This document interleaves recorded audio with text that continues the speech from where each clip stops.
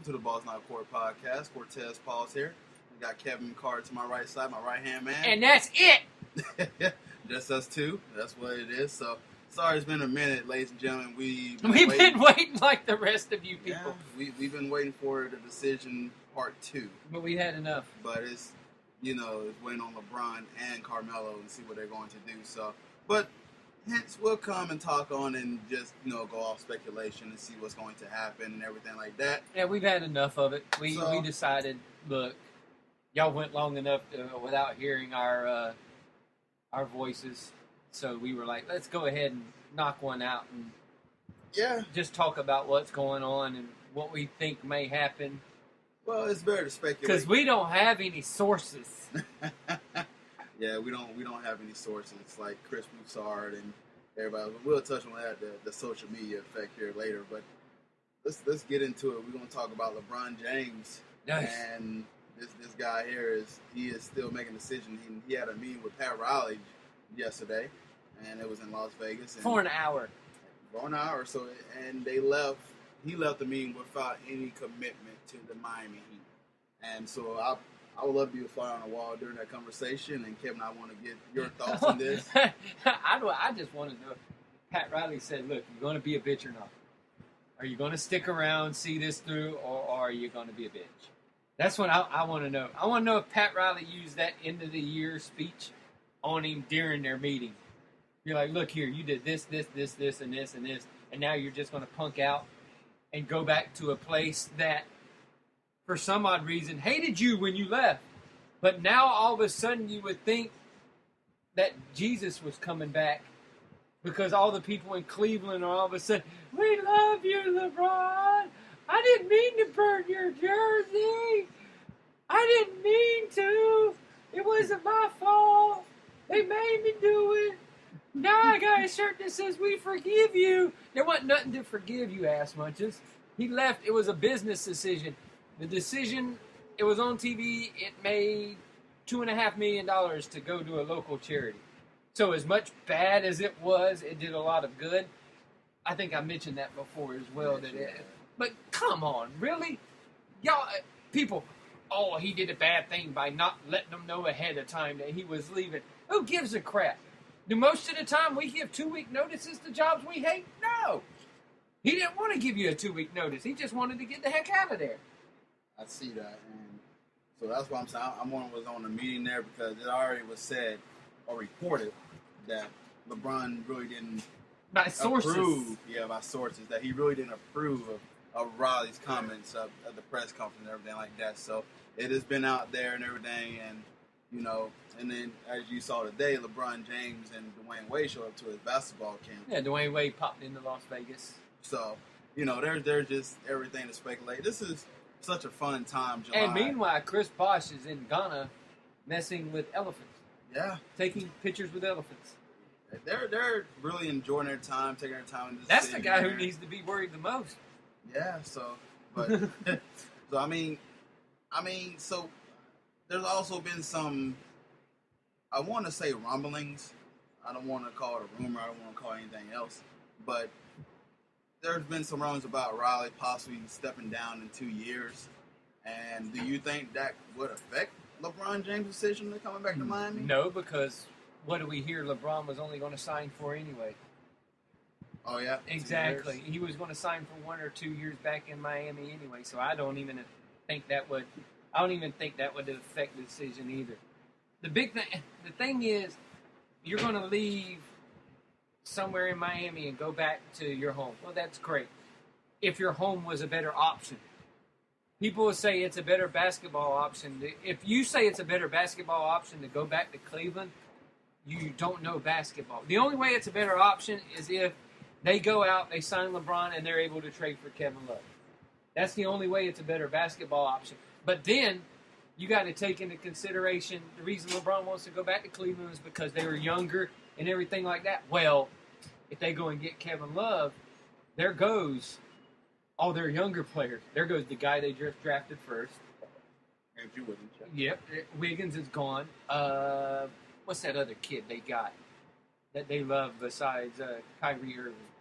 You got the other Tristan Thompson, Dion Waiters. There's another guy that's going to be traded if they got a giveaway. Because you think Minnesota's going to let Kevin Love go for nothing? Oh no. They're not going to let. They're not going to do the Orlando Magic thing where they let him go for a bunch of guys, and draft picks. They want people to come back. So they're going to go and get Wiggins. They're going to go and get Waiters. Probably they'll probably try to even get Varejao out of them. They'll try to butt rape Cleveland by them just getting Kevin Love.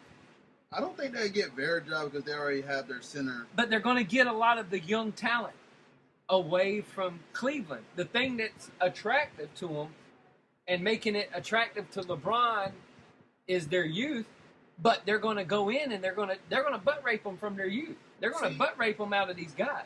The thing I like about the Cleveland situation for them, and someone said something, I forgot what show I watched this on. It's basically like the flip side of the two teams here now because Miami, you got Wade, getting a little older. Well, you have nobody. You got to think Miami has nobody right now. Right? Yeah, they have nobody. They have nobody. It's a clean slate in Miami. Right. And then if you look at Cleveland, what they have, well, you have Kyrie Irving. Has he even played a full season yet without getting hurt?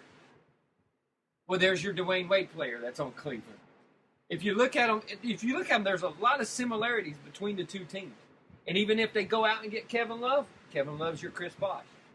Yeah, Kevin Love's your Chris Bosh. And then spreads out the floor. And then you think they're going to go and get Ray and Mike Miller. Do you think right now, if they brought LeBron back in and they brought him back, you don't think Miami could go out and get Ray Allen and Mike Miller to come back as well? Oh yeah, I agree. See, it's the same scenario. What killing me is people are saying it's so much better, but it's the same scenario.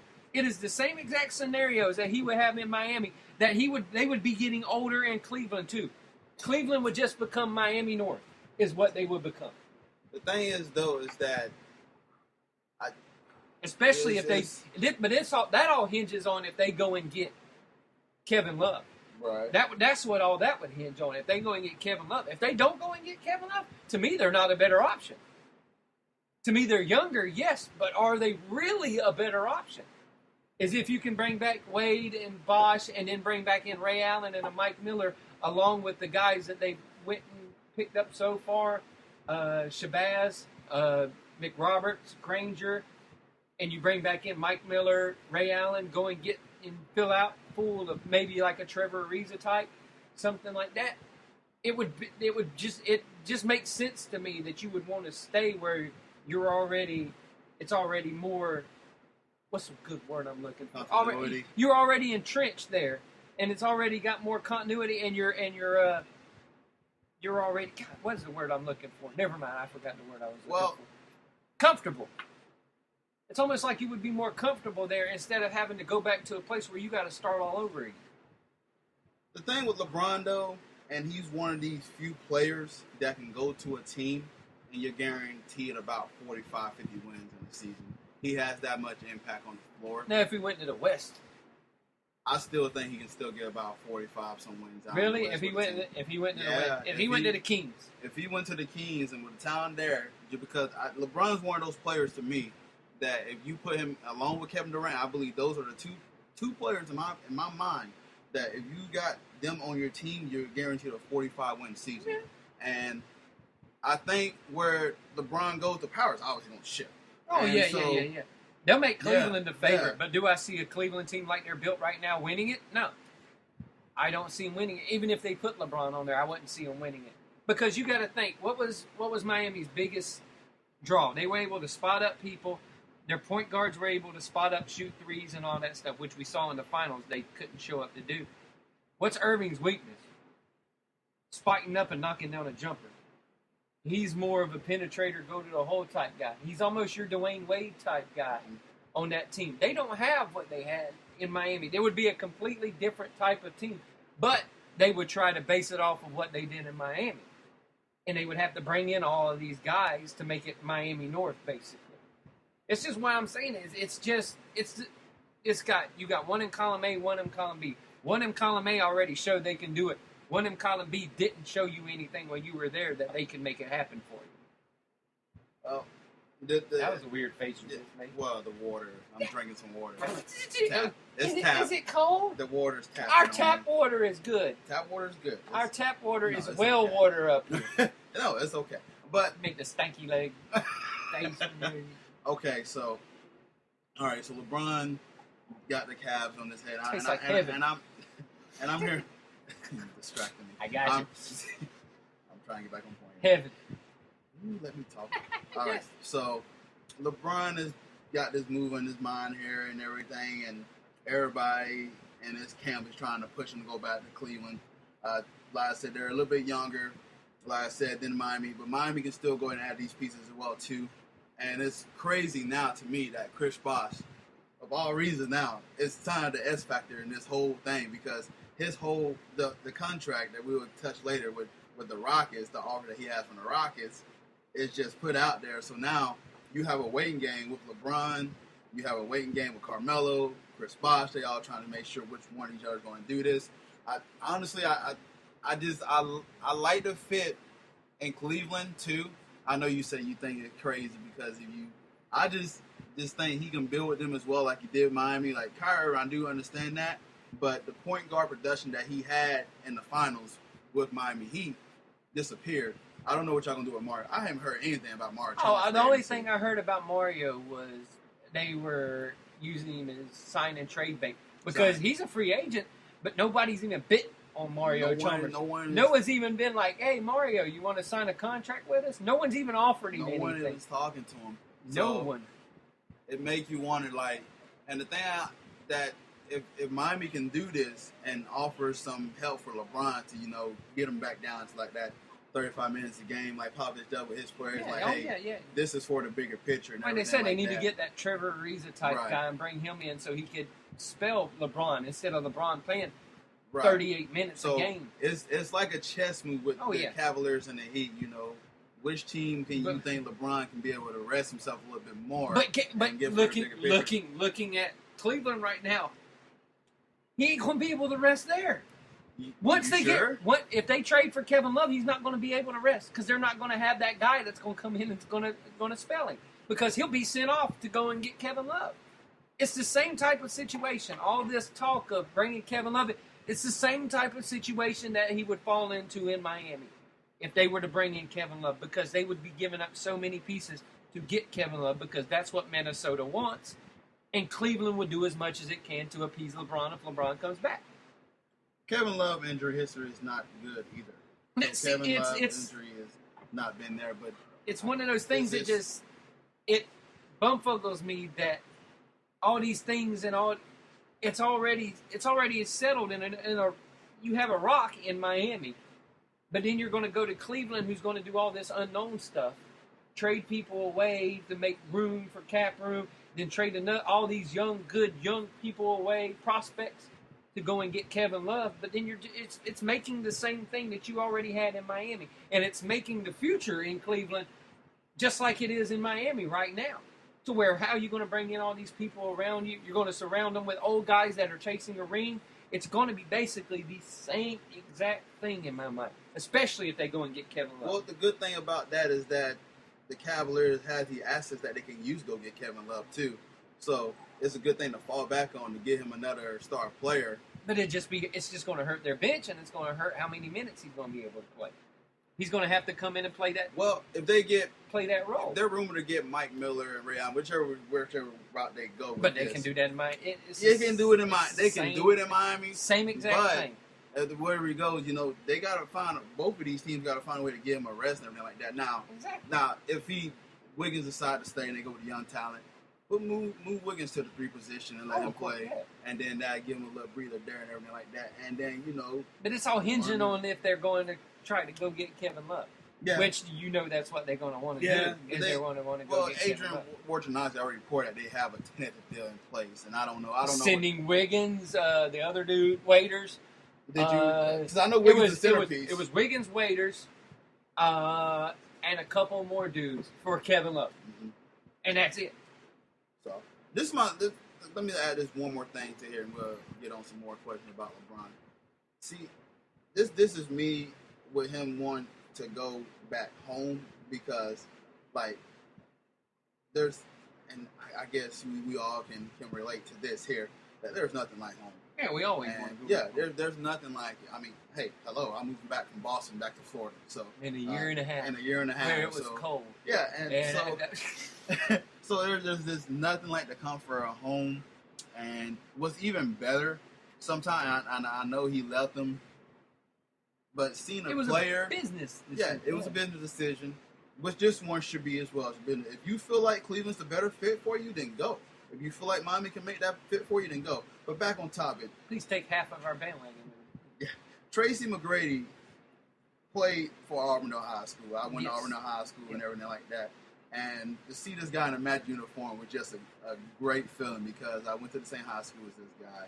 I know many, many people in his circle back home, Tracy McGrady and everything like that. And he does all these nice camps. When I played football for Auburndale, he bought cleats for the football team.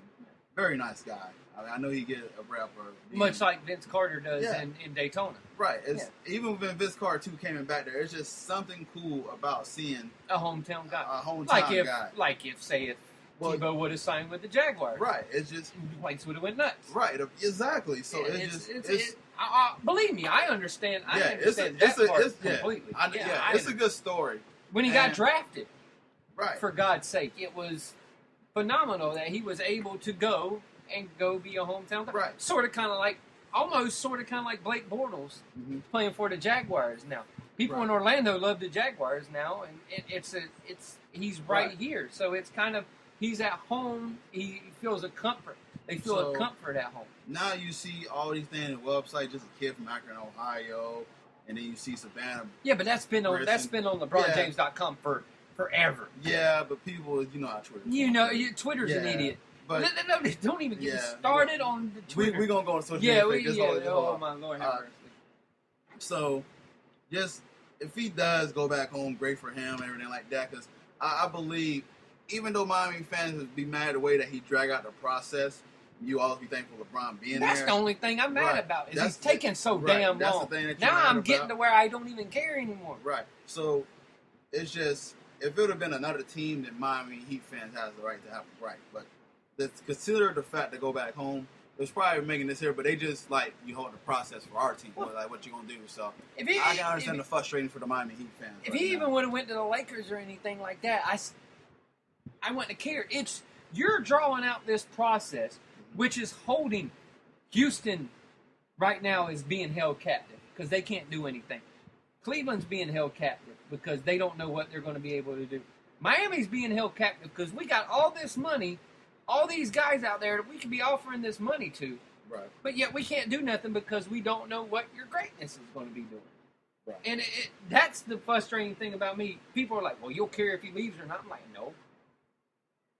I told you this before. I root for the name on the front, not the name on the back. I'll be like, hey, thanks for the good 4 years. You won us 2 more titles. See you later. We'll see you in the playoffs or whenever we see you. Somewhere, yeah. I seen the greatest thing ever, though. I'm going off top. I seen the greatest thing ever on they did one of them meme thing, whatever the hell they're called. But it had LeBron say, looking at Dwayne Wade going, where were you this year? He goes, I don't know. Where were you in 2011? Because look, he can sit there and bitch out people. Yeah, we can all bitch out everybody over this one. He didn't show up in 2011's final. So that's one of those things to where, hey, one of them's on you, bruh. Yeah. You can't get mad because one of them was on you. This one I can't put on you. But 2011, I can put on you. I can definitely put it on you. Yeah, that's crazy. So let's talk about the moves so far. You got Joshua Roberts, 4-year deal for $29 million. Granger, 2-year deal. And so you love these deals? I like Mick Roberts. I like Mick Roberts. Mick Bob. Jesus. I called him Jesus in the when we were watching him against the Bobcats. Yeah, I was calling him Jesus. I said, Jesus done elbowed LeBron in the throat. Yes. The funny part is they got guys that have history. And I was going to ask you about one elbowing guy, and then Granger, who literally bitched LeBron out on the court a few times, got LeBron's face when the Pacers was playing him. And then you remember that tweet that he had a few years ago talking about, the Miami, he is trying to be the New York Yankees of the NBA, and you're going to play with him now? Yeah. So how you, how you gonna call somebody out a few years ago and then think nobody ain't gonna remember that? Like, but you know what? It's a good move. Hey, good move. It'll give you another forward to you know, rush LeBron if you need. I like the moves. I like McRoberts. He can pass like nobody's business. He's a good passing big man. Yes. Which yes. we really haven't seen a lot of in Miami lately. He's a real good passing big man. And Granger, whatever he can, if he can offer 10 points a game again and 4 rebounds or 5 rebounds, like he did last year with the Clippers, it's a great thing to come off the bench. Yeah. Good still for What's his specific contract has been reported, but I'm sure I'm guessing. Oh, it's low. It's low. It's the veteran. It's a veteran's minimum. Yeah, that's what I'm guessing it's going to be. Because right now Miami still has 47 million. Yeah. 47 million. Still be able to spend. All right, so the social media effect. You got pictures of car moving.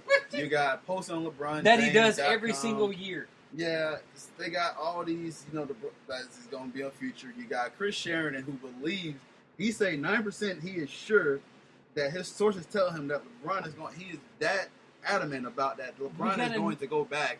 And then now we saw a picture, you told me today, that there's people at his house. There's people at his house now with shirts on. He's not even at home. And there's people outside with shirts on that say forgiven on it. They have a SWAT team at his house. A SWAT team. So he's not home. That's how stupid people in Cleveland are. Or in Ohio are. They go to the dude's house, he's not even home. Like, the Jehovah's Witnesses are knocking on the door, nobody's answering. What is going on with this whole social media phenomenon? People are... It's because people... And then you really ran on the sources yesterday, too. So dude, there were sources everywhere. One source said he was signing a 2-year deal with Miami. Another source said he was going to Cleveland. Another source said he was going to Cleveland. Another source said he was going to Brazil and going to hang out in Brazil. Another source said that he went and took a number 1 during the meeting. He had to get up during the meeting and go take a number 1. Another source said he just got in the back of an Escalade and took off and went back to his hotel. And I'm like, dude, my sources say shut the fuck up. Because I'm tired of hearing about your sources. Has the social media really ruined, like, the free agency period? Yes! Like... They ruined the draft because they told everybody's draft pick before they came out. What happened to the art of surprise?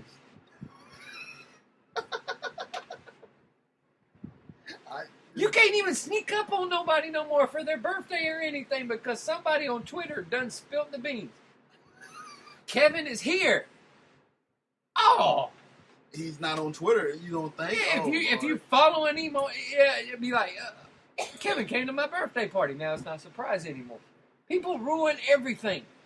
TV shows get ruined on Twitter. Oh, don't even get me started on that. So if you watch any show I watch and you put something on Twitter, you are blocked. You are blocked. You are blocked. You are blocked. That's why I tend to stay off Twitter. No. You're just blocked. Basketball. You're just blocked. I don't even check it. Yeah, it's like that commercial where the dude was driving home during the soccer game. He was like, and then you walk in the house and the little kid goes, "We won!" Like, that's what Twitter's like. Twitter is that little kid. We won. Just ruining everything. And it's not bad on Facebook because on Facebook people just post pictures about nonsense. But Twitter, hold on. Let me go on there right now as we're speaking. You keep talking, but I'm going to go on there right now as we speak and look up what stupid source thing they're saying about LeBron James. So you got Chris Broussard tweeting his sources. You got Chris Sheridan going in. You got Chris Broussard saying he had a 95% chance that LeBron was going to go to Cleveland. And then Chris Broussard got mad because he said he never said 95% chance. Right. So, and then you got, it was a funny thing, you got Chris Sheridan guaranteeing this, and then there's going to be a decision at 6 o'clock yesterday. Then there's going to be a decision at 8 o'clock today. LeBron James, not at 1 p.m., not at 2 p.m., not at 3 p.m., not at 4 p.m., not at 5 p.m.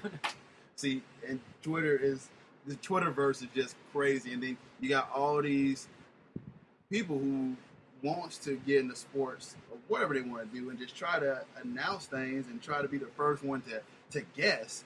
And if you guess right, okay. Woohoo! I guess right. I'm going to just put my sources, tell me I'm going to put every team.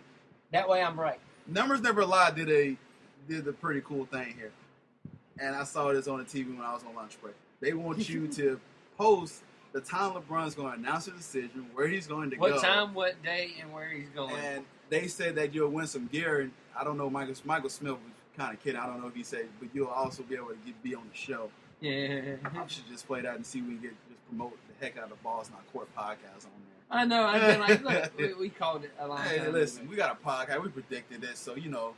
I predicted predicted it 8 years ago. So, but here's breaking news. Somebody sources say LeBron James and Carmelo Anthony announced they are leaving the NBA to pursue doubles tennis. Hey, they make a heck of a unconfirmed reports that LeBron James may have had a Denver omelet for breakfast. Oh man, I'm telling you. So I guess because you already done My told, sources say that Cleveland is his favorite Family Guy character. Oh Lord. So I guess when do we gonna play our guessing game here? When I'm not gonna say what team I don't care. I just want him to make a decision. When do you think he made the decision? When do you think we will know something? Give me your thought process when we think that we will hear anything from Mr. LeBron James himself. What my head is saying is, and this is totally me, totally remembering 2010, that when was the time that you even heard the Miami Heat's name mentioned with LeBron James? The only time you heard their names mentioned with LeBron James was the day of the decision. Never nobody put Miami in the category of being able to get LeBron James.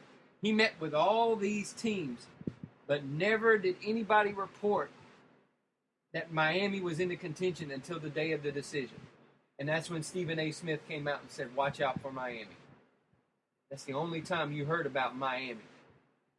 Has anybody linked Miami with Carmelo Anthony yet during this whole thing? Besides just during the finals. Have you heard about it since?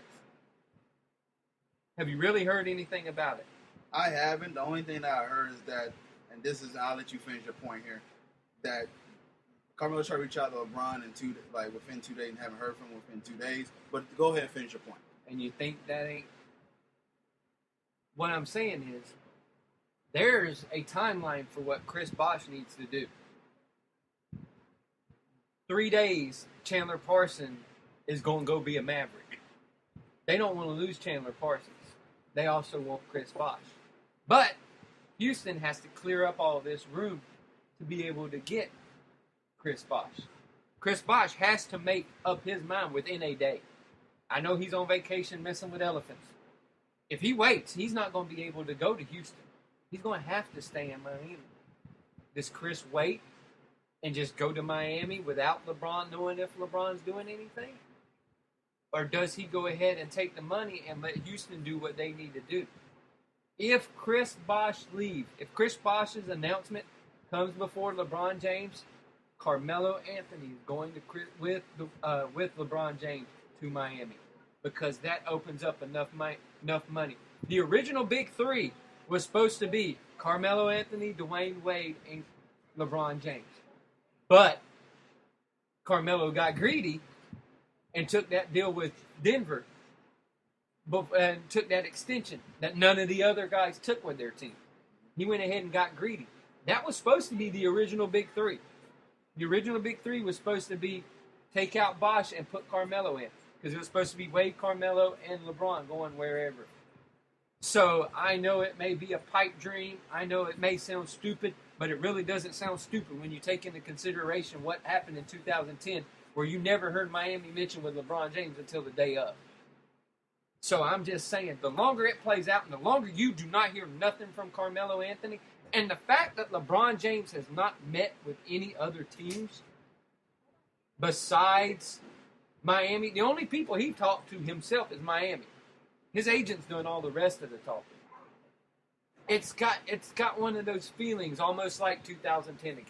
Except LeBron was taking meetings left and right in 2010. But he took no meetings this time, and you haven't heard nothing about Miami being connected to Carmelo. That's just That's just one of those things to where I even told you, if Dwayne left, that opened up the money for Carmelo to come in. Well, what if Bosh leaves? Still opens up the money for Carmelo to come in.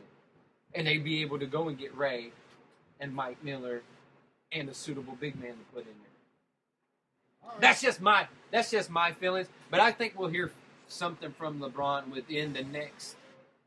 Well, what time is it? 7:50. Yeah.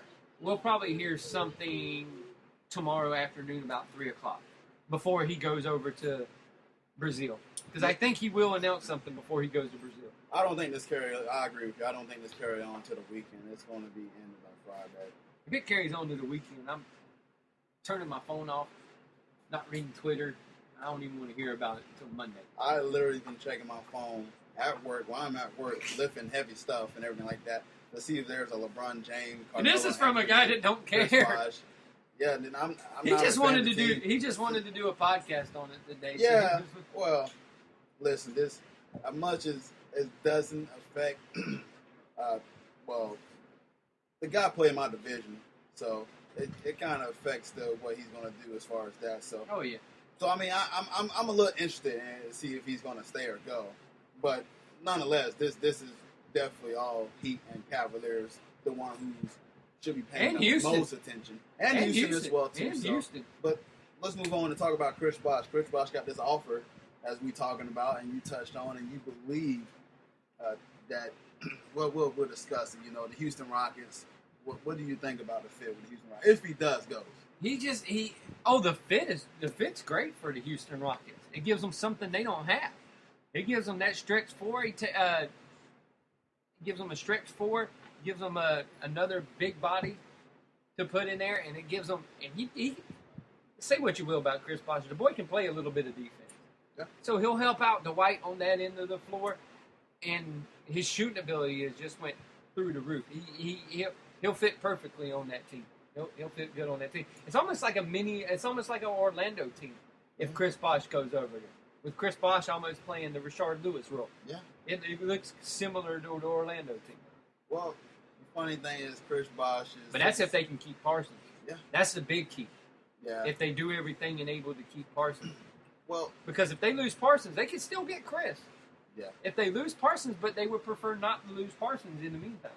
Well, Chris Bosh 57% from the 2-point field, whatever you want to say it, and 34% from the 3-point line. 57% from the floor, 34% from the 3-point line. You're welcome. Right. I got you. Houston Rockets last season, 25th and 2-point field goals made, and 30th. It's a with stat. 54 with 2 points attempted. It's a stat. They were at the bottom. And he would help out immensely. Now, on the other hand, they have their shot for threes. And of course. Threes. Of course. So they took the most leading three of 27 per game. And so Chris Bosh, it seemed like he would fit because now he gives you that option for the pick and pop within the mid-range. So now you got the guard within the range. And I admit, on the offense, that would be a scary team with Chris Bosh on there. Now, defense side of the ball, Chris Bosh and Dwight, but nobody else can defend. You still got Harden. Harden's the worst defense. Harden is the worst defender since some of the Washington Generals against the Harlem Globetrotters. That guy. He is terrible. It's like watching my 4-year-old try to guard me while we go and play basketball. It's terrible. Austin just lets me run by. So did James Harden. James Harden just does not play in defense. No, I think his beard weighs him down on the defense. But I actually like the fit. And it's a good fit. It is a good fit. And you're right now. The Rockets play hardball. They offered this contract and actually put Chris Bosh in the corner to make a decision. They were like, "Here, you got it. You got to make the decision. Do you want money or do you want to risk on waiting?" But they made him that deal without knowing that Chandler Parsons was going to sign the deal with anybody. Yeah. And him signing that deal, yes, they can still get Chris. No matter but do they want to lose Chandler in the process? And they don't want to lose Chandler. Well, the rumored trade that you heard, I'm sure you read this, is too, Jeremy Lin going to Philadelphia. That's been a rumored trade. Just to get rid of the $15 million. $15 million front load. But they would have to do that anyway if they brought Chris Bosh in. They would have to do that. They have to do that to bring Chris Bosh in. If they re-sign Chandler Parsons. But the big thing is they have to do it in a certain order or they can't do it. They have to sign Bosh first, then match Parsons' offer. Yep. But the first keys that have to come along is they got to make these trades first. They got to get rid of Asik and Lynn. Well, Sega's already been traded to the Hornets, so he's already. Is he going already? Yeah, he traded okay. to the Hornets. So. Okay, so you got that, and now they got to get rid of Lynn. Is the last piece so that they would have to get rid of Lynn. To trade. Yep. And so I like if Chris Bosh does go, it's a good fit for him. And you got someone because as we saw in the playoffs, LaMarcus Aldridge killed the Rockets. Mm-hmm. Killed them because they put poor Terrence Jones, this guy, to guard him, which was an undersized forward to guard him anyways. And Bosh would be a good upgrade over Terrence Jones to guard. Because you want to worry about bringing Dwight Howard on the paint, so Dwight can stay in the paint. Mm-hmm. Then you can bring Chris Bosh on the rim because he can guard the perimeter. Mm-hmm. And then he can make them guard them. And you know what? He's closer to home, even though there's that he doesn't like. Yeah, he doesn't like. He never wanted to go back home to Dallas. That's the flip side, like the hometown kid. He was like, I don't want to go back. He's like, I don't want to go back home. He's like, I don't want to go to Dallas.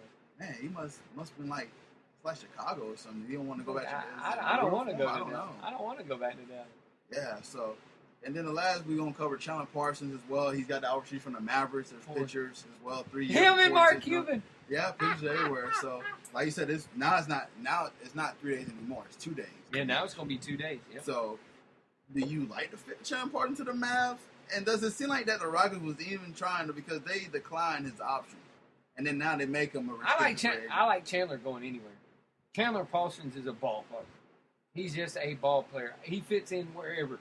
Second round draft pick, and now he's probably got a $46 million deal at 3 years waiting for him. Wherever he goes, he's going to fit in because he's a ball player. I was hoping nobody would even try to touch him, and when all this mess got away, then Miami would try to sign him. Because I like Chandler. Chandler is a ball player. There was some rumblings too. Orlando wanted to sign, but not plus that he's much. Plus he's a Gator. I know that's your boy. Plus he's a Gator. So no, he for a second round draft pick, man.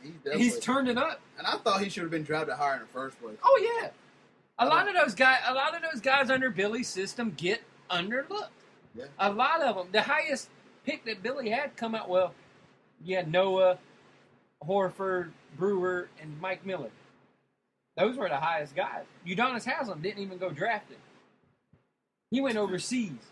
Miami finally brought him back from overseas. That worked out pretty well for him. Yeah.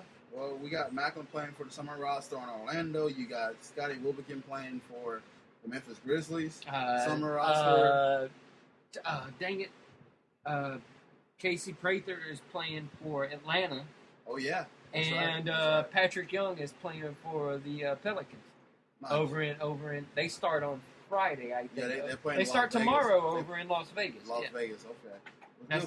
Because I thought Patrick Young should have been drafted. I would have loved. Patrick Young should have been drafted by somebody. That was just stupid. I was hoping he was going to get drafted by the Magic. I would have loved to have him on my team. I'm telling you, he's going to be one of those guys that flies over the radar, but he's going to have some part two. He's going to have yes, because people don't realize he dominated some of these guys that are in the draft. He legit dominated. He dominated Embiid.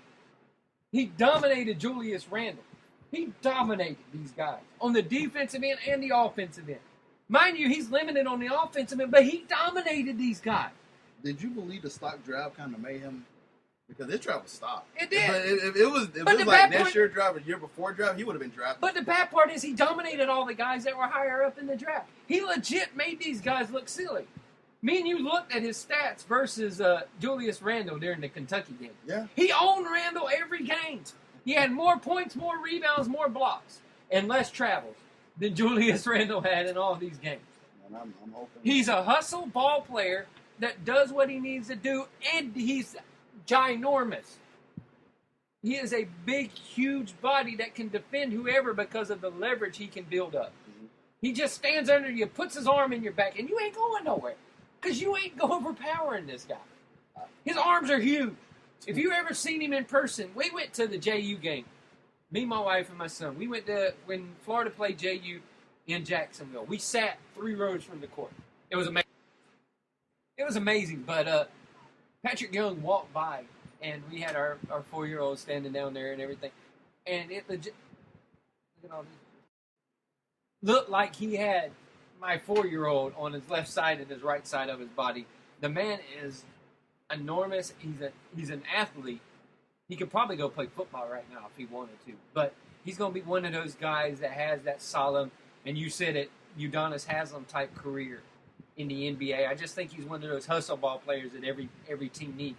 Plus, he'll be able to give guys rest all over the place because he can go play power forward, center. He can even come in for center for a little bit and give them a rest.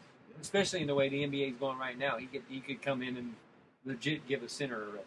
Right. So them Florida guys just have a good career, and with Chandler Parsons here, we're hoping that it is nice to see him. Dirk's gonna love playing with this guy. And Scotty Wilbekin has looked really good in the summer league so far for Memphis. Yeah. So this Chandler Parsons move, he'll look well with Dirk, and Monte Ellis, another guy who can score. You get a guy who can facilitate as well too. So oh yeah.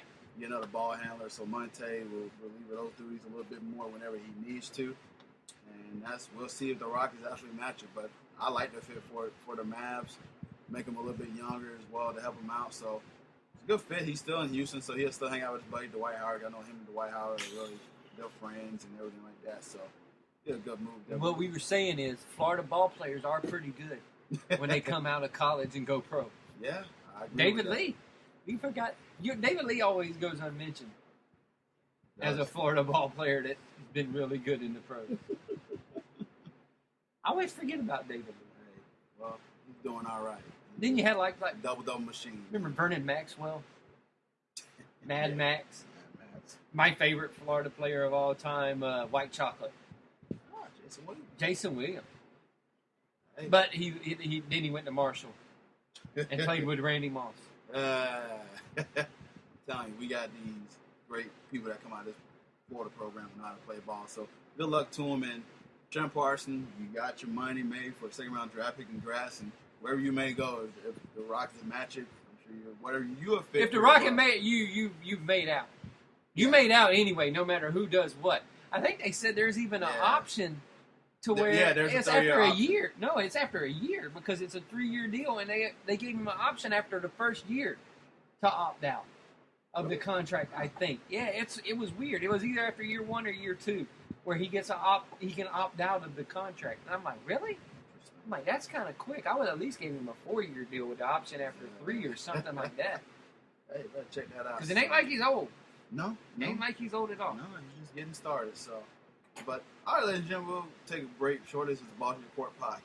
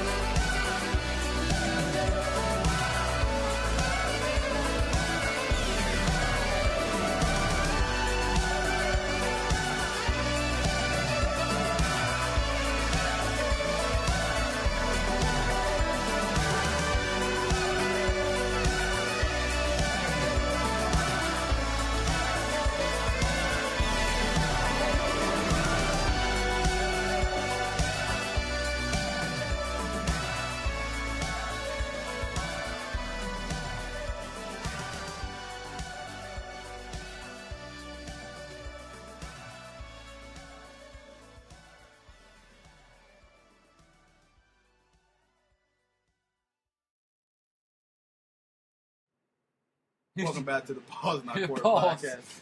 The pause. It just paused on this Yeah, thing. just stop. So we're recording here. But welcome back to the Pause Not Court podcast. Cortez, Paul, Kevin Carter. Hey, the two best people of the show. It's only us today. The originators. The originators of the Pause Not Court podcast. It's always a pleasure, like I said. Y'all get to hear me talk a little bit more. Kevin always talking usual. I'm going to talk anyway. Yeah, so, but. You should have heard what we were talking about during the break. Oh, yeah, me and Kevin are lifelong friends, so we always find crazy stuff to talk about. People eating ghost peppers. Oh, Lord. People getting shot with bottle rockets. Somebody's forehead. People's foreheads. Yeah, we're just going to be nice. Yeah, it was funny. All right, well, we got a couple more free to cover. Carmelo Anthony, Frank Isola, NYD, and report Carmelo will sign back. He is very confident that he will sign back. And I want to get your thoughts on the report story because, as you heard, Carmelo can come out and say that he did sign back, but there's been reports saying that he did not agree to anything yet. So, your thoughts on report story, and do you think he hasn't agreed to anything yet? I don't think he's agreed to anything yet. If he has, he would have already said it. Yeah. There's no reason to wait on LeBron. If he has a deal, he would have already came out and said, I have a deal. If he has it, go ahead and get rid of it. Get your name off the books. Don't worry about it no more. Just say, I have a deal. That way nobody will give a crap about you anymore.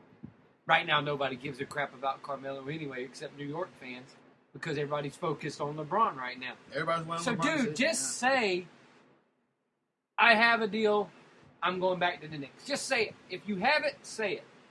That's what I've been saying the whole time. If they've already got all this crap worked out, he's going there, well, then just say it, be done with it, and it's over with. Ain't got to worry about it no more. The thing about this, too, Frank Isola is a very credited source, too, but I hate for the guy to just throw his name out there like that if he doesn't believe that's going to happen. Everything. Everybody's been throwing their name out on all kinds of stupid shit right now. How many different freaking things has Chris Broussard been freaking linked to? 937 different rumors.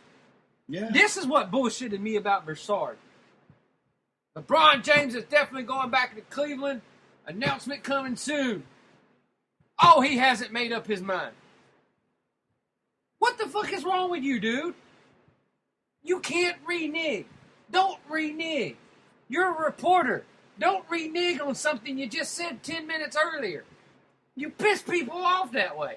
Yeah. And it gets on my nerves. I'm like, you stupid son of a bitch. Well, we look at this here because Carmelo, if he does sign back here, we know their cap is in holy hell right now. Cap. You know, so Yeah, they're capped out. Amari done already out back. They're still paying Mike. They're still paying Mike Bibby. Yeah. So you look at this here. They right? legit are still paying Mike Bibby $915,000. He's still getting paid. They paid him that last year. Yeah. Because this is what their hit would be this year. No, they're still paying him. Oh my God.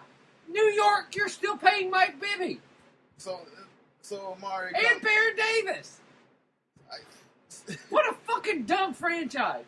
So they're listen, we already talked about on earlier podcast the trade that he did to get Felton out of there and Tyson Chandler and everything like that. But they can't get rid of Amari Stoudemire because nobody wants $23 million. That's the hard part, and that's what they're trying to sell Carmelo on. That we can get rid of him. No, you can't get rid of him, but you see that next year that he's off the books. You paid Amari Stoudemire. You're paying him $23 million. You're paying Bargnani $11.5 million. What is wrong with you? What legit is wrong with you? You're paying J.R. Smith $5 million to go and untie people's shoes. There is no deal on this whole list. They don't even have a deal. Like one person, you go, oh, well, that's pretty good that they're only paying that much for that guy. Because there's no deal on that whole list. No.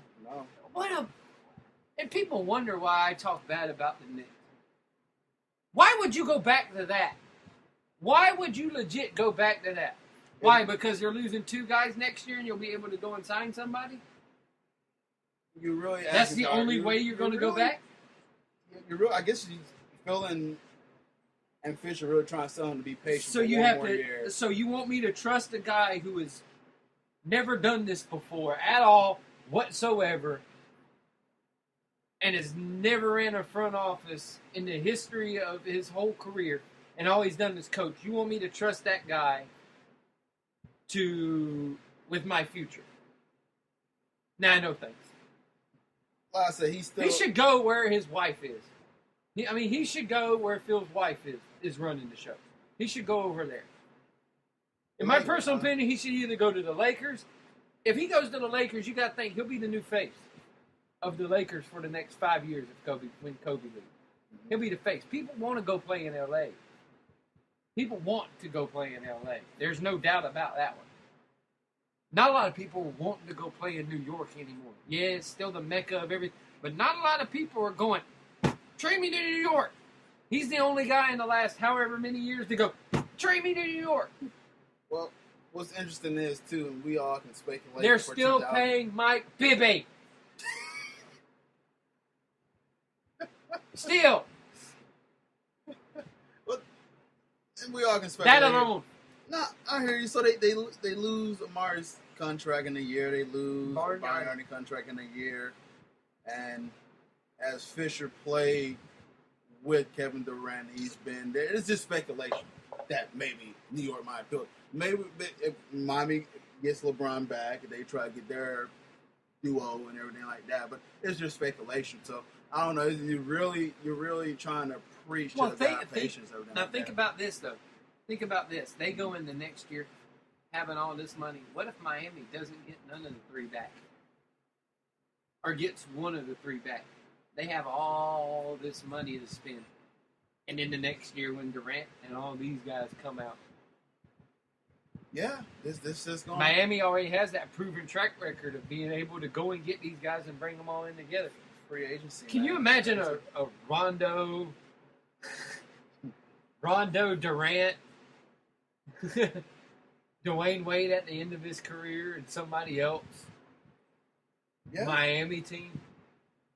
If they don't bring back anybody this year, yeah, it's just. Well, why would you want to go to the Knicks when you see what clusters they continuously do in New York? It don't matter who. It don't even matter who the front office guy has been in New York. New York has been a clusterfuck for how many years? Been a while. You just really maybe. I'm looking That's at it's a lot of trust to put in a guy who's never done it before. You know what I'm saying? The thing I also heard as well is that and this is what it's saying because they're saying that Carmelo is agreeing, but we don't know.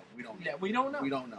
But if they're saying that he did agree, they said that he is going to play with the Knicks, and if he doesn't like how everything pans out, he want to have the extra fifth year of that money and be traded.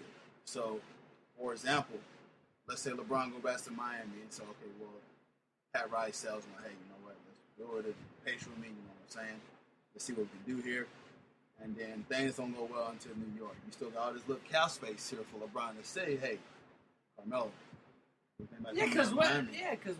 Because they said it was going to be after 2 years, or after 2 years he has that trade option and he would still get all of his money. So, I mean, you looking at this rating, I mean, rumor. So, again, New York would be paying somebody that doesn't even play for him anymore. Yeah. So, you'd be looking at possibly, if LeBron do a 2-year contract with anybody, he'd be available in 2016. Well, does he still sign with 2 years if he goes to Cleveland? Or would he sign for more? Yeah, that's the question, too. So, you got 2 years. I'm just doing this out here. Yeah, if he went to Miami. If he went to Miami, you got 2 years. So, you got Chris Paul's supposed to be on the market. Kevin Durant's on the market. And you got LeBron James. Rondo's going to be on the market. Rondo's on the market as well. So, it's, free agent just crazy. Rondo's on the market next year, isn't he? I want to say... Rondo was supposed to be in the thing with Kevin Love and Rondo and all those guys, I thought, next year. I know 2016 is supposed to be the huge one with Chris Paul, and if LeBron only signed a 2-year deal, he'd be back out there because them two want to play together. You're supposed to put NBA free. Oh, okay. It automatically pulls up NBA on your... On my phone, it automatically puts NFL. Google just knows Google. Yeah, everything mine so much automatically NBA. puts NFL. Yours puts NBA. I'm sorry, Microsoft Bing. You know I did use Google. You use Google. You use Google. So Okay. Rondo, Go, Rondo. man. Oh, Walker, Kyrie Irving, which is no longer No because longer he there. already They signed. update this, yeah. Um, Poor Chamberlain. Well, that's hey, just on point Steve guard. Nash. Yeah. Oh, yeah. They're shooting guards. Go down to shooting guard. Michael Carter Williams. Slow here. Oh, Jason Terry. That's money right there. Oh yeah, Jaden Terry, one who got knocked down by LeBron. Yeah, Jason Terry sucks. I don't even like Jason Terry. Let's see. Bradley Beal. Bradley Beal's a free agent. All the rookies from the one class are going to Okay, be so are yeah, going they to got be free a agents. rookie. But So they'll Tim be able Hardaway to- Jr. would be But they'll be able to sign their that extension. Davis Caldwell Post having a good postseason. Tobias Harris will be a free agent as well. So yeah, you He's got small forward. I also It's not a big. Yeah, 2015 is not really a big year. 2016 is the big year. Let's see, power forwards. Kevin Garnett, yeah, right. Yeah, I think he'd be dead by then. So Amari, yeah. Brooke Lopez in center. Brooke Lopez, he's Gasol. healthy, he's be a good still. Roy Hibbert. Nikola Vucevic is on there. Uh-oh. Yeah, y'all are going to lock him up now. So I don't think he's going up. I don't think he's going. Yeah, I don't think 2015 is going. It's like, but 2016 seems going to be the year that it's going to be a lot of free agents there. So it's going to be interesting to see what happens. So, but wherever Carmelo decides to go, we as Kevin has elaborated on earlier, that he believes that he just went on LeBron, and you think already if he had a decision made, he'll go ahead and tell them. But if everybody just playing this waiting game. Right if he now. had that contract already done and it was already wrote up and it was for max deal, and which they supposedly have already, and if he agreed upon it, then he should go to it. Then he should have already came out and said, "Look, I'm going back to the Knicks. I've already agreed upon this deal." Why haven't you done it? Why haven't you done it? Right. That's the question. Why have you not done it? There's no right answer. It's why haven't you done it if it's already in place? Right. There's no reason you should have stayed around and not done it.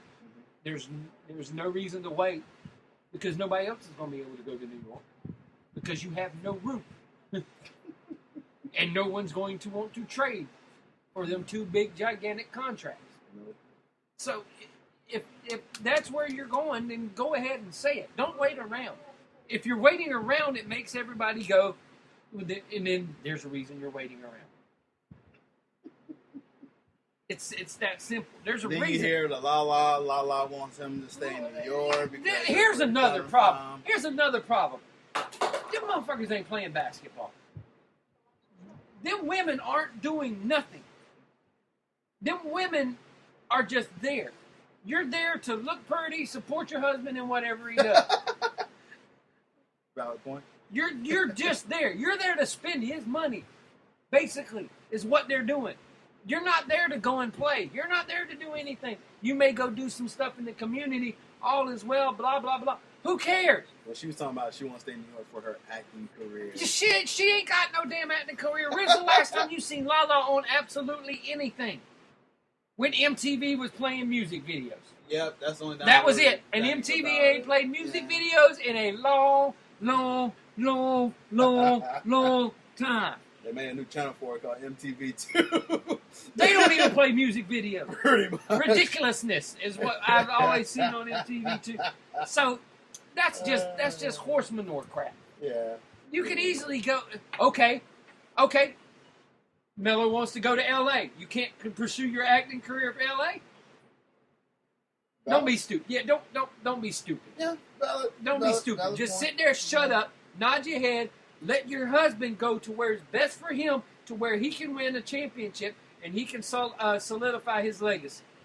Because it's no matter what they say about these guys have more pride than anything. These guys are more prideful. They always want to be that alpha dog and they want to be the man. They want to have the championships to where they can have their names put up there with the legends. Okay. They all have that pride. Yeah. Their pride ain't helping their freaking wife get a movie deal, which you have no acting chops at all. So why are you even worried about it? Let your man do what he has to do to solidify himself. Yeah. Valid. Let him do it. Wait, That's why I hope. do you think for a minute Gabrielle Union is worried where Dwayne Wade goes. If he goes to Miami, she ain't gonna say nothing. If he goes to Chicago, she ain't gonna. Why? Because she has talent. She's already made enough money. She's already done her thing. She's supporting your husband. Lala, you have no talent. You were good on MTV. That's it. You've done nothing of value anytime soon. And LeBron James' wife just needs to shut up. Your husband is the most talented player on the planet. He's worried. Now, this is one guy that's worried about making it to the top of the game. He wants to be at the top of the game. She's going to hinder him from getting to the top of the game by making him do what she wants to do. Honey, I want to go back to Cleveland. Shut up. What are they going to do for me in Cleveland, honey? Do you even know who's on the basketball team in Cleveland right now? No? Well, then shut up. There's sometimes when a women's place should not be in a man's business. This is one of them. And ladies, you can get pissed at me all you want to. If even ladies listen to the show. Y'all can get pissed at me want to. But what you should do is support your husband in whatever he does. Whatever his decision is. You should support him in whatever he does. Why? Because number one, he's the one bringing home all the damn money. He's the one bringing it home. He's the one doing what's best for his family and bringing home the money and doing whatever he can. Not you. You just sitting there going, oh, well, maybe let me go post a picture of Akron. Of all places, Akron, Ohio. That's more obscure than Jacksonville, Florida. I'm sorry.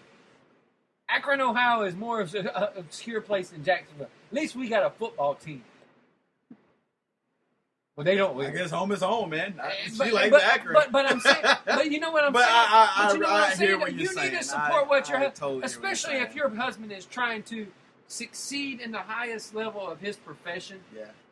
You want to see him succeed. Don't worry about yourself in these things. Your husband's going to worry about that for you because he's the one that's doing all of this stuff for his family and for himself. Just let the man make his own damn decision. And shut up, Lala. Just because, take your ass there. Like I said, if you wanted to go to L.A., would you be pissed then? Well, the acting career can still be in pursuit. So. Chicago's got a very good market, too. Exactly. Yeah. So. Like Miami didn't have a good modeling market. Or acting market in Miami as well. It's anywhere you go, you'll be able to find an acting job if you can act. You get what I'm saying here? Yeah. She just can't act. She shouldn't be worried about it. And Carmelo shouldn't be worried about her either. Well, do you believe in her acting career? To move forward, do you believe in filling Fisher's vision? Hell no, I don't. Because what vision do they got?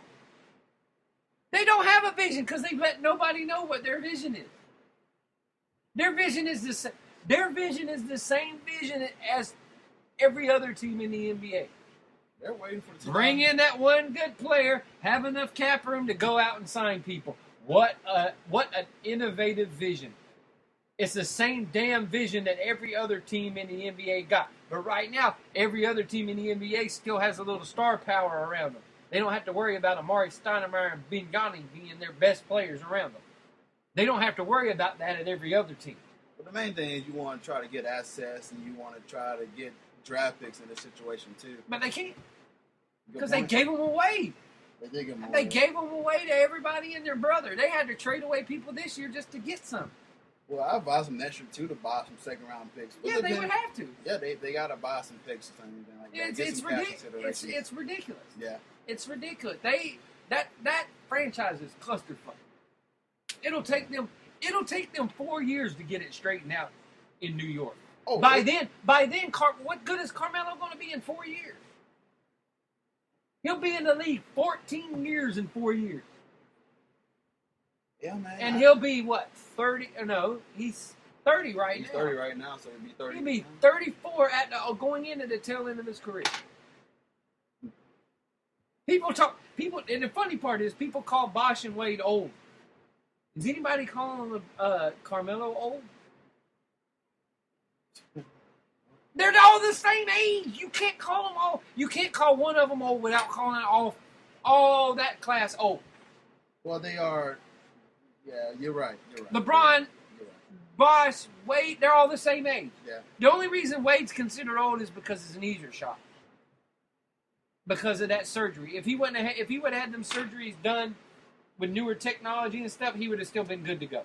Nobody would be calling him old. But the reason he gets called old is because his knees are bad. None of them are old. They're all the same stupid age. You idiots. I think I went on that one podcast and go, none of them are old. They're all the same age. You ran on that one. You call one guy old, they all have to be old. Yep. That whole class is old, I guess, now. Since they've been in the league for 10 years. They're all old. Hey. Old as dirt. Well, in short, Carmelo, LeBron, hurry make a decision. We're going to cover the... Please, God, yes. We're going to cover the other nuggets there. We need to go to that. Speaking of... Every time we talk about Carmelo, I think of donuts. We need to go to the Krispy Kreme donut that just opened up on... Well, what was it, on 7-Eleven that you get... Oh, yeah, tomorrow you get free ices at 7-Eleven. You get a free small icy tomorrow. And then you get I think you get a...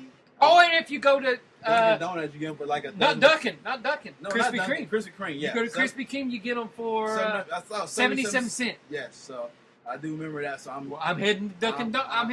I'm going to Krispy Kreme tomorrow. All right, so let's hurry. All right, so... And I'm sorry, every time we talk about Carmelo, donuts comes up for some odd reason.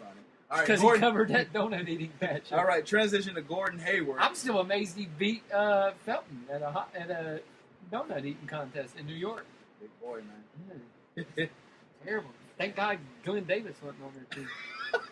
All right. And then a chow fest. Let's transition to Gordon Hayward. He agrees. Somebody did it. A 4-year, $63 million offer with the Hornets. The Hornets, not the Hornets. I mean the.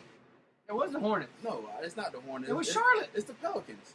No, it was Charlotte. It was Charlotte. It was Charlotte. It was Charlotte. Yes. Charlotte. Charlotte.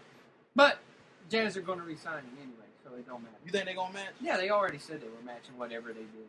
Wow, the Hornets. This whole time I thought the Pelicans were signing. No, it was Charlotte. It was Charlotte. I'm freaking look out. it up. It's Charlotte. Wow. Yeah, it's Charlotte. Jordan trying to... Honestly, if it was the Pelicans, I thought it was a good fit, but it's the Hornets. Oh, and there you go, Cavs. Mike Miller close to a deal with the Denver Nuggets. Oh, Lord. Wow. That's there you go, Cavs. How about that one? Well, tell me what you think about Gordon Hayward as a player. You watched a little bit of him? Underrated. He's a little overrated in my book. He's the best player on his team because there's absolutely nobody on his team. So, we talked about it the other day where we all said he was a little overrated just because he plays on that one team that doesn't have nobody there. Yeah, I wouldn't give him a match. Oh, no, there's no way. I wouldn't give him a match. There's no way an AT double hockey stick would give him that much money. Been on wow, Hornets. I told you it was a Hornet. The Hornets. So, well, instead of I actually like to fit with Anthony Davis, but he's the Hornet. Well, the Hornets have their own big man. That and Al Jefferson. So, yep. Well, how does he mesh well with Al Jefferson? He doesn't. That's why the Jazz are going to get him back. So the Jazz can. I don't think the Jazz can. Yeah, they can. They've already said they're matching. The Jazz don't have nobody on their team that's taking up any money. Why would they try to? I wouldn't tie my cap with this guy. They're going to bring him back because he's their, like we said before, he's their only guy. So they're going to bring him back. Guy who how does he mesh with Anthony Davis?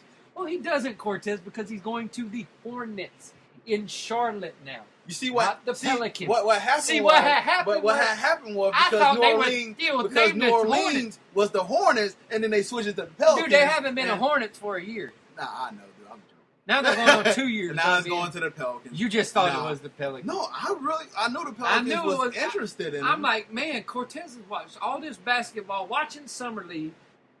Didn't even know that he signed with Charlotte and not the Pelicans. I even knew that, and I ain't watched nothing. Dude, that is crazy. I'm telling you. I've been in so basketball overload. Jordan was trying. I got teams. It's been so. Dude, people, it's been so bad at my house. I'm on Twitter. It's been so bad at my house. I'm on the Hardwood Nation. I'm on Real GM. I'm reading all these forums and everything, and I'm never have I seen a house where a summer league basketball game gets DVR. Every Magic Summer League game has been DVR'd in my house. Yeah. That's how bad Cortez has been with this. What did I tell you, Cortez, when I came in? I said, I just wish this shit would get over with. That way I get to stop hearing about it and focus on what? Free agency, right? And football. Well, hey, we got Vegas Summer League, and then we got the World Cup of basketball. I'm sorry, I guess. No, football's coming before we know it. I know. They changed the name from World Tournament until World Cup of basketball. World Cup of now they're riding off the sucker. Yeah, that's weird. They're riding off the sucker stuff. Brazilians will be crying everywhere. But apparently, you believe that the Jazz will match Gordon. Oh yeah, I believe they're going to match it. I'm trying to think. Can the Hornets make the playoff in the West? Well, no, they can't, Cortez, because they're in the Eastern Conference. Let's throw this script out the wall. Yes, you wrote this. Go home, Cortez. You're drunk. Yeah, a little bit. There's some. Oh my goodness! All right. That is. So the Hornets are not going to make the playoffs. The Hornets not going to make the playoffs. They in can the still. West. They got Anthony Davis. Not in the West. Rising. They don't have Anthony Davis. The Pelicans have Anthony Davis. No, that's what I meant. The Pelicans had Anthony Davis. Oh my goodness! That's You what I just said meant. the Hornets again. No, see. Oh my goodness! Listen, man. The Hornets used to beat. No, I'm done. They've been the Pelicans for a whole year. Gordon, I know they have been the Pelicans for a whole year. So you should get it right now. Well, you listen, man. You even wrote it. Man. Stuff. Listen, man. This is the funniest thing. And now I got you because you completely screwed up on this one. No, I got you. Listen, I usually prep, man. You did not prep because you have Gordon Hayward going to the Hornets. How does he mesh with Anthony Davis? Well, he wouldn't because he doesn't play for the Hornets. He played for the Pelicans. Yes. Can the Hornets make the playoffs in the West? Well, maybe if they were in the West. But they're not in the West, so it doesn't matter. See, that's why I got confused because, listen, man, I know that Pelicans just had a name change and everything like that, so excuse me. This is for the one time I become unprepared. Listen, I'm sorry. So, Gordon Hayward to the Charlotte Hornets. Yes. And the New Orleans Pelicans has Anthony Davis, yes, which I'm very aware of. And I put the Hornets make the playoffs in the West. The Hornets are in the East now. They're not the Bobcats. There are now the Charlotte Hornets. They got their purple jerseys. Their teal jerseys. You know what? Even the best of writers messed up. Mark Stein had tweeted and actually said the Bobcats. So yeah, I'm making myself feel better here. So you listen. We're human. We make mistakes. And Broussard is still saying that his sources are saying that they're still called the Hornets in New Orleans. All right, so your sources haven't updated you. So your sources haven't told you. Gordon Hayward. Oh. Okay, he's got an offer. Oh my! We already covered this on the last podcast that we don't believe. My smiling is. Dude, I know. I dropped the bomb this. But anyway, the Hornets won't worry about having them because the Jazz will match. Okay, let's cover this last topic here, and I've been going back and forth with this one here. But my very own Orlando Magic has signed. Oh, we got to talk about them. Channing Frye, 4 years, $32 million, and I guess I go first on this. Oh yeah, you're going first. Channing Frye, 4 years, $32 million. He's 31 years old, and there is no team or player option. I see that. There is no team or player option within his contract. Listen. I understand he does fit. He does fit with us. But the money, I don't know. But you always have to overpay for bigger guys. That's just what it is. So I understand that. But I would have loved to have that team option there because, you know what? Listen, everybody want to have this pipe dream that, you know, you got 2016 free agent class coming up. And you want to make yourself available in case if a coveted free agent wants to choose your team. You want to make yourself available. Now, listen, Channing Frye is not going to affect that, but you would like to have your options there. And I don't know, man. I already don't like Ben Gordon. Your first reaction was, how many years? Yeah, that was my. Your second reaction was, you screwing up our cap for the 2016 season. Listen, he fits, man. He does fit. He's a good fit with your team. On a team that Hennigan had built, and as right now, before we made these moves, we literally had no shooting. We dropped Jameer Nelson, Etron Morgan was asked if he can shoot the ball your pretty shooting well. went away. Doron Lamb, who never even touched the floor, Kentucky product, he was a waste of space. Liggins was the year before, and so I mean, I like the signing, man. He spreads out the floor. He's going to help Vucevic a little bit. I don't know. I wonder if he's going to start. You think he's getting paid $8 million a year? He should be starting. He better. I want to say he's the highest paid player on the roster right now. Don't worry, we're probably going to be right there with you, where somebody like Mick Roberts is going to be our highest paid player, probably. Dude, I don't. But okay, so I'm gonna break this down for you. Ours is going to be Lance Stevenson. Channing Frye had 11 points, 5 rebounds, 1 assist. He shot 37% from the three-point field. Numbers was okay, but Rob Hennigan is an advanced statistics guy. He always looking to these numbers and everything like that, and that's probably why I'm so intrigued, because my gym is all about numbers. And I've been known before. He's one of them Moneyball guys, right? But which is not good in the NBA. Right. I read an article on Fansided. I'm gonna give them credit. They posted when Fry's on the court, Gordon Dragic shooting percentage went up. It went up from 47% to 52%. His 3-point percentage went up too, from 29% to 46%. His assist rate rose 4%, from 20 to 24. Stats. So, yeah, stats, number everywhere. Stats for and my sources. people that hear the stats, I'm sorry I'm confused right now. Them double S's. I'm going to clarify all this for you. You know, you got one of the Morris twins. I want to say it's Markeith Morris played for them. His true percentage went up from 55% to 58%. And within it, he just gave more room to operate. And Orlando on the flip side was 21st in field goal percentage, 44%, and 3-point percentage, they was 35%. They was at the bottom of the league at this. So even with Jameer Nelson and with Etwan Moore and all these pieces that we had before, Aaron Afalo, who I forgot to mention, we didn't have that. But we also had Evan Fournier, who's also a good shooter as well, a good ball handler. Rob Hennigan's a numbers guy. You know what? It's going to do some good for Orlando a little bit. It space the floor for him. And and I know Kevin already don't pick on me before, but I love this kid Peyton, man. The kid he almost had a... No! You're kidding! Well, he had a rough first summer league game. You like Peyton? I would have never, in two of his 4 games, he had a darn near triple-double in both of them. I would have never guessed you like Peyton.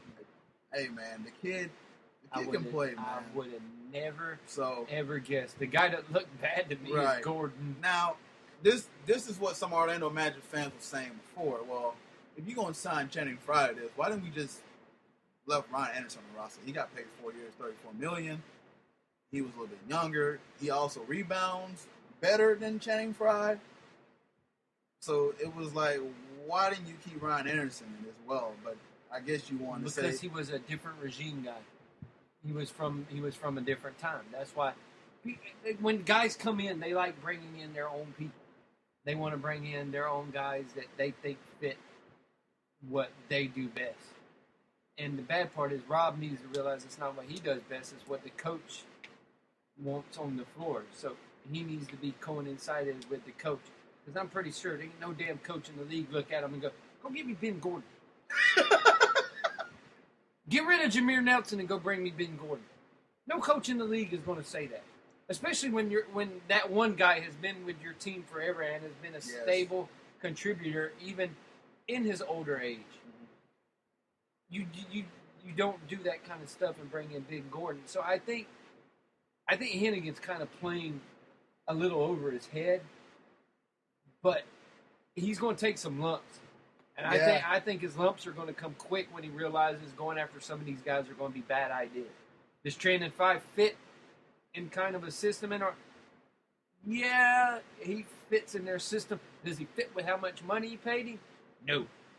And I think that's where he's going to find out. He's going to take his lumps when it comes to bringing in and how much money he's paying people and everything like that, and the guys that you're actually bringing in. Right. Kind of throws you all off when you're bringing in Ben Gordon's, Willie Green, and letting go of guys that have been stable contributors for your franchise. Yeah, I would love to see. But it's like I said, he wants to bring in his guy, right, and he wants that old regime guys to part ways with him. Yeah, he wants to part ways with him. Yeah, Hennigan he's got an eye for when they come to drafting. He knows what he's doing when they come to drafting, but this is where I think we're going to see. We better hope.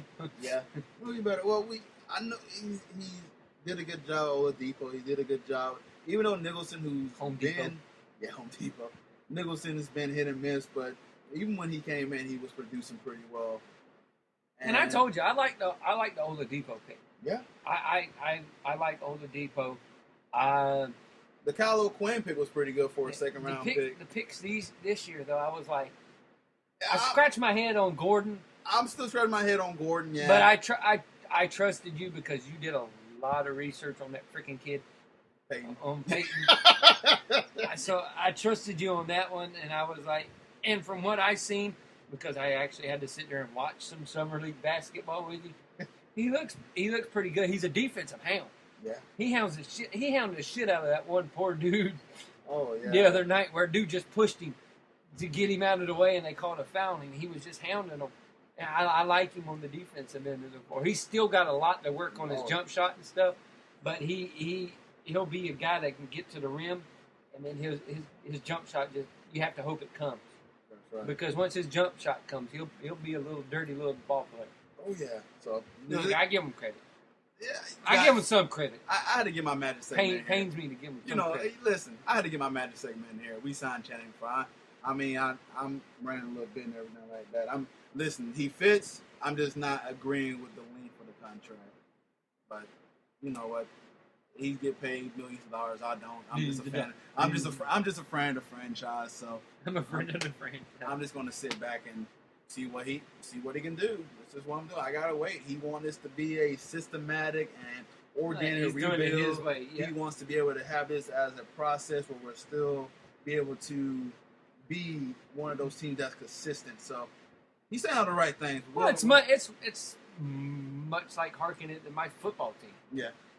They want to build their team their way. Right. Well, right now their way looks really good because we got a head coach that's by far one of the hottest head coaches in the league right now, and he's coaching a 4-win team. But everybody loves Gus Bradley because he's so energetic and crazy and lewd, basically. But he's so upbeat about everything. And I've had the chance to meet Dave Caldwell as well, and they're doing it the right way. So your basketball franchise and my football franchise are doing it. They're similar, but yet so different because we went and signed people that are familiar with our system. We've actually went out and grabbed guys that are familiar with our system and fit in our system, much like Hennigan's trying to do, make people fit into your system. Right. So, but yeah, I'm gonna get my little segment in here and everything like that. So, but yeah, we're just gonna come to an end here, and we're waiting. We're all awaiting on LeBron's decision here. Sometime in the next. Sometime soon. Kevin believes it's gonna come by Friday. I agree with him. Soon. It needs to be soon. So. By Friday. By 3 hours from now. Yeah, we need to know something. So, but yeah, so this is where we're wrapping it up here. This is something we just need to get on. We just been waiting. We will apologize to our listeners that we've been waiting. We just been waiting on LeBron and Carmelo. We don't have really much to talk about.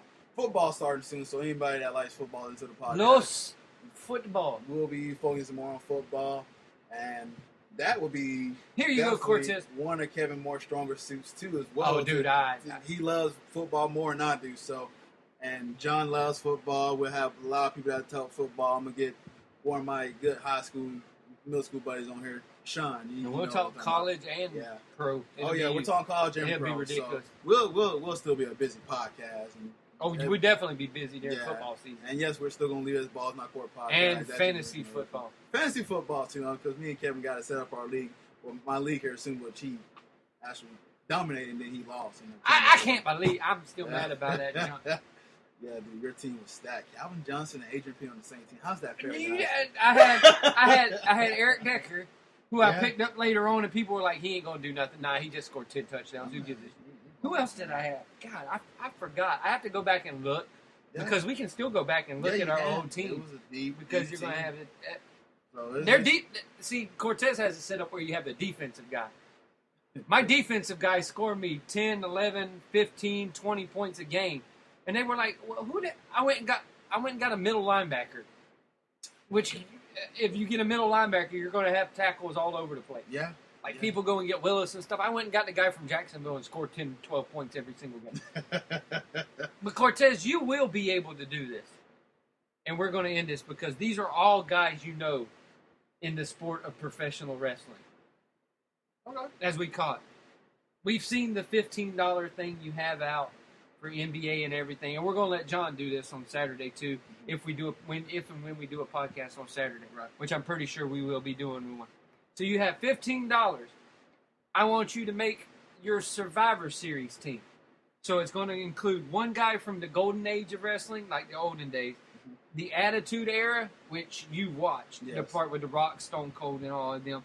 The Ruthless Aggression Reality Era that had like Brock Lesnar, John Cena, and all of them. And then a tag team will round out your thing, kind of like Kane and the Undertaker, the Hart Foundation, the Hardy Boys. See, you know all these guys. Yeah, I know. So what we're going to do is we're going to go and we're going to do this, and it's $15 to make you our. First off, you're going to pick a dude from the Golden Age or the New Generation era. So you got Shawn Michaels for $5, Hulk Hogan for $4, Andre the Giant for $3, Ric Flair for $2, or Randy Savage for $1. So which one out of those were you? Now, mind you only got $15. Okay. So you got to choose wisely. Man, when I would watch wrestling back in the days, and with this choice, I'm gonna go with Ric Flair for $2. Wow, yeah. His charisma, That's man, a solid pick. Was just out of this world. So, and I still do the whole woo thing, and there's sometimes where they say to beat the man, you got to beat the man. So his promotion alone would get people in the stands. And for $2, that's actually a pretty good bargain. That's where I was thinking about going. But I'm going to go a little different. Okay. I'm going to go with in my mind, one of the greatest in-ring performers because he was so charismatic. His style of wrestling he was just a great wrestler to be able to watch perform. I'm going to go with Shawn Michaels for $5. Ooh. I'm going to go ahead and take Shawn with the $5 one. So the next era we're going to go to the Attitude Era. Okay. Which this is your era. I know you watched it in your I net. did. So you got Stone Cold Steve Austin for $5, The Rock for $4, Kurt Angle for $3, Chris Jericho for $2, or Triple H for $1.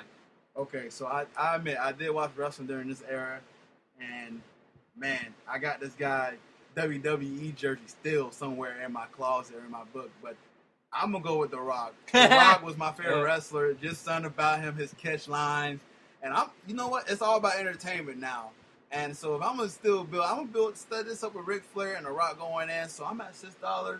The Rock is my guy in the WWE era, Attitude Era. Oh, yeah. That's definitely a good pick. Well, this one where it gets me. I think I'm going to go with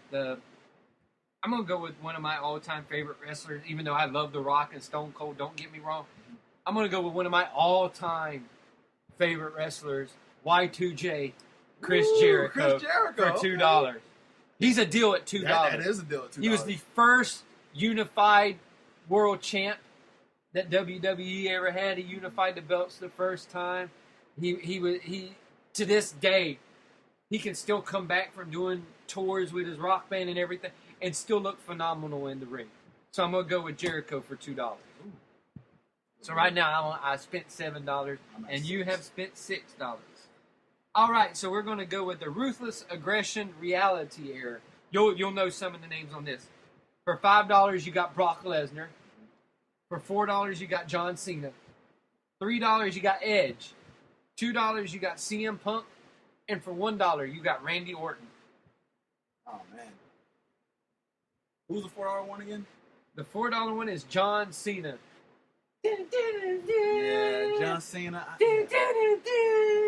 don't know. John Cena's okay, man. Sometimes I like him, but sometimes I think he comes off as corny. Yeah, me too.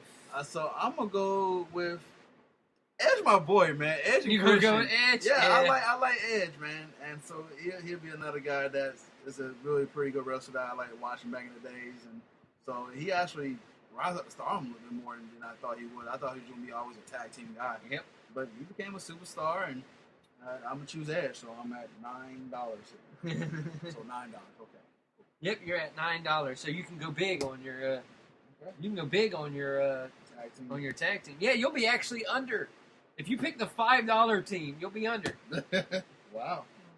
Yeah, you only spent $14, so you could have went big at one of the other. You have yet to go $5, which I think you'll go $5 on the tag team. We'll see. All right, on mine, let's see, how much did I spend? I spent $7 so far. So I'm gonna go with. Dadgummit. I want to pick him, but I don't want to pick. You know what? Screw it. I'm gonna go with Brock Lesnar. I'm gonna go with the $5. I'm gonna go with Brock Lesnar. So I'm getting two of the big guns.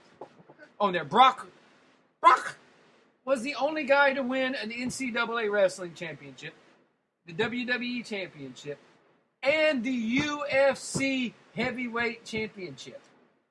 I'm going with Brock Lesnar. The baddest man on the planet at one point in time. Before he had all this stuff that he had the surgery, he was the baddest man in UFC.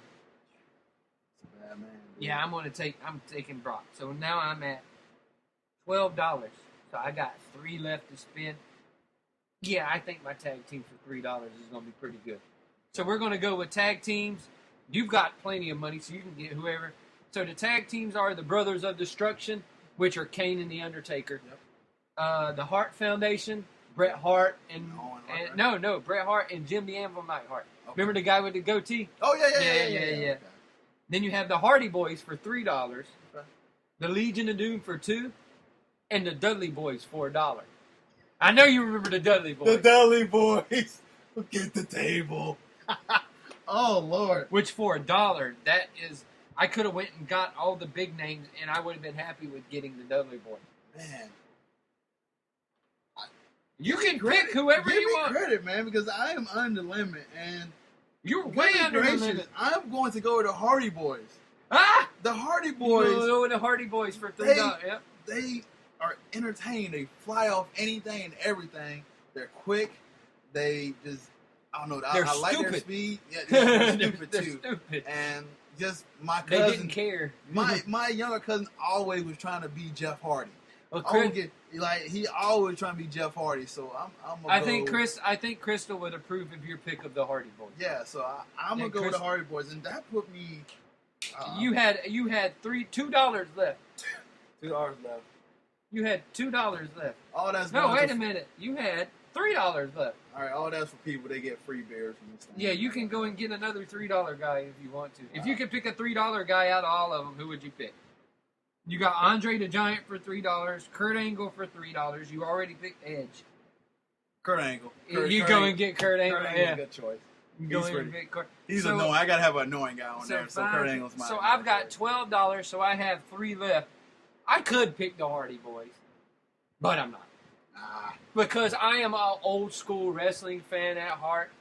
I am going to pick the Road Warriors, the Legion of Doom, Hawk and Animal. Though that, in my mind, the greatest tag team that probably has ever walked the face of the earth.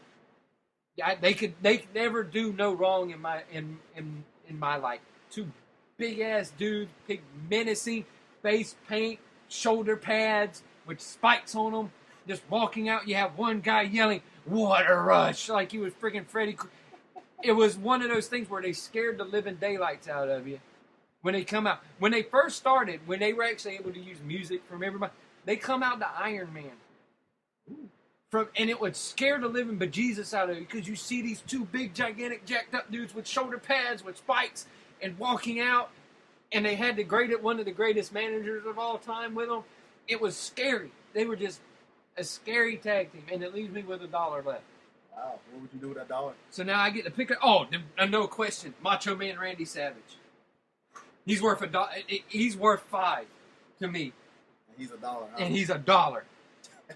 I would definitely, although I could already tell you this would be my wife's pick. Now, Crystal, where'd she go? I actually want her to come on and pick her list because I think she would have fun with this. Hold on, let me go get it. You keep talking. All right, Crystal, so Kevin's going to get his wife because I was actually surprised I did a pretty good job of this game. I actually knew some of the wrestlers on this game, so, but yeah, we're going to give it a shot here. Watch this. We're actually going to let Crystal pick her team. Now you have $15. No, later. We got 15. Hope nobody heard that. You have $15 and you get to pick your all-time Survivor Series team. So the first one is from the golden age of wrestling. Which one would you pick off the list? Shawn Michaels. Okay, so Shawn Michaels is your first pick. 5. On your second one, you already spent $5. On your second one, who would you pick? It's the Attitude Era.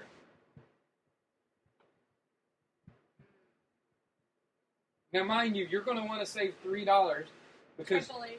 wow, Triple H Triple for H. $1. Yeah, so she's only spent She She's spent at $6 $6 right now. There you go. So pick from the next group. Go pick John Cena. No, Randy Orton's only $1. Actually, I'm a punk. You CM Punk for $2. So you have only spent 5, 6, 7. You spent $8 out of 15. Go ahead and pick the Hardy Boys because that's who you would pick for your tag team. Yep. Okay, so the Hardy Boys. So she has spent $5, $10, $11. So Wow. you have $4 left, so you can pick any $4 guy you want. Go ahead and pick them. Who's your wild card? Yeah, who would be your wild card at $4? Which I know who you're going to say. Go over there on the $4 Yeah, one. The Rock. The Rock says. See, my wife actually picked Your it. wife, yeah. My wife, good team. and it's your first time on the podcast, so congratulations. Now she's saying bye and she's going to sleep. Nice. Well, that But was, we're going to have we'll have John do that on Saturday. John's and, going to have a lot of fun. and with probably that. Cam as well. Cam, yeah. 'cause Cam will love that too. So I that's- tried to get Cam to come on tonight so he could do it, but no. He's Somebody- pretending to be busy. Somebody had his in a nod, so we didn't want. Nobody's made a decision yet. Yes, we have. Good game. We decided to do a podcast. And he said we're going not having anything to talk about. We had an hour and 40. It's because we can bullshit with anybody. It's because we when came up with you're talking about stuff, it don't matter what you're talking about. You can waste enough time and you can put out enough things that actually sound credible. Yeah. And you can do it. He would have been finding Perfect. it, but hey, we don't care. We're all good. We don't care because you know what? We get bigger listens when it's just me and you than it is with other Hey. people. Except we do have some big ones with John. Yeah, with John too. And now my wife has been on this one. It'll probably explode. There you go. She'll share it with her friends, and they'll go listen to the last 2 seconds of the podcast. Hey, every listen counts, even if it's just 2 seconds. So, but hey, we're gonna wrap it up here. Exaggerated soccer injuries look ridiculous off the field. Good Lord, that's funny. All right, well, make sure you follow us on Twitter. You go to the Boss Not Court podcast. My Twitter name is in the -CP. Mine is Kevin C 2415. Look, you didn't even have to tell me to do Awesome. it. Well, we're on Double Twist. We're on Stitcher. We're on iTunes. We're on Facebook. Go to facebook.com/Boss Not Court podcast. And just search in Boss Not Court podcast. We're there. We're on the Windows and Zoom market. You know, Kevin likes to joke Zoom. about that. Yes, Zoom. there is still Zooms out If there. you own a Zune, And so we're just everywhere. God bless you. We're on Miro Guide. That is another. What the heck? Yeah, that is another option that we have. We're on Spreaker. We're trying to get a pending approval for iHeartRadio. Wow. And yeah, we're everywhere. And then I also built a YouTube channel because I had put out videos before, but it takes so long to edit. So Spreaker is letting me be able to, whenever I post something, it's just going to go to the YouTube page. So people that want to go to YouTube, we're going to be there as well. Many options that you You have. can so. hear us in YouTube. You just Yes. can't see us. But make sure you go. We may do something where you can see us one day. I'm against it Yeah. because I'm ugly. No, I'm just kidding. Kevin's a good looking guy. Don't let him fool you. Good. And that I'm saying that in the least gayest way possible. So, but make sure you visit. No homo. Yeah, no homo or pause, as the Boondock like to say. No homo. Yes. Make sure you go to the Hardwood Nation. Visit them at www.thehardwoodnation.com. The fascinating news source made by fans for fans. The blog truth for the site. You know, Cameron Young need to put out a piece. I will do Go on soon. there and tell him you need to start doing podcasts when they ask you. Make sure you yell at him. Yeah, yell at him. Yell at him. So, but yeah, we're everywhere. Pictures of Cavs fans outside of LeBron's. No, they got a boombox from Ferris Bueller. So funny. All right, well, ladies and gentlemen, that about does it for us. That does it for me. That does it for Kevin. What are they playing? I don't know what they're playing. But we're gonna wrap it up here. And ladies and gentlemen, thank you for listening. And y'all do have a wonderful evening. This is the Bosh Report podcast. See y'all later.